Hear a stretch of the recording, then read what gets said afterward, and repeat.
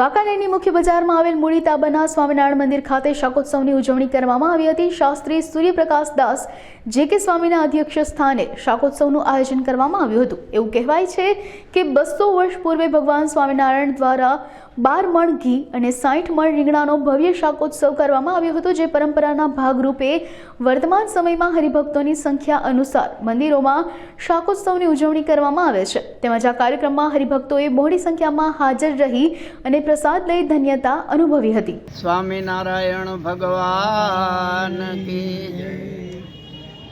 સ્વામિનારાયણ મંદિર વાંકાનેર, હું શાસ્ત્રી સૂર્યપ્રકાશ દાસજી। અહીં ઘણા વર્ષોથી અમે રહીએ છીએ। સ્વામિનારાયણ ભગવાને એમની હયાતીમાં લોયા ગામમાં શાકોત્સવ કરેલું, અને એ વખતે સ્વામિનારાયણ ભગવાન પોતે રીંગણાનું શાક 12 મણ ઘી અને 60 મણ રીંગણા એનું શાક કરી અને જાતે વઘારી અને બધા સંતો હરિભક્તો બધાને જમાડેલા। એટલે સ્વામિનારાયણ ભગવાન વખતથી આશરે 200 વર્ષ પહેલાંથી આ કાર્યક્રમ શાકોત્સવનો ચાલુ છે। એટલે કાયમી પરંપરા ચાલુ રહે એટલા માટે આ શાકોત્સવનું આયોજન કરવામાં આવે છે।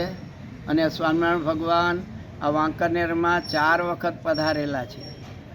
આ વખતનો શાકોત્સવ છે અમારા ગુરુદેવ શાસ્ત્રી સ્વામી ગોપાલચરણ દાસજી અને એમના ગુરુભાઈ ધ્યાની સ્વામી હતા, ધ્યાની સ્વામી કૃષ્ણ પ્રસાદ દાસજી, જે વાંકાનેર બહુ રહેતા।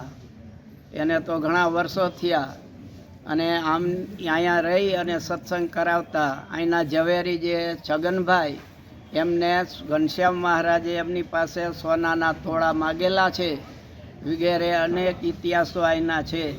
અહીંયા પ્રસાદીની જગ્યા છે, ત્યાં સ્વામિનારાયણ ભગવાન પધારેલા। અહીંના વાંકાનેરના જીવરામ વિપ્ર, એમની પણ મહારાજે સમુદ્રમાં રક્ષા કરેલી છે।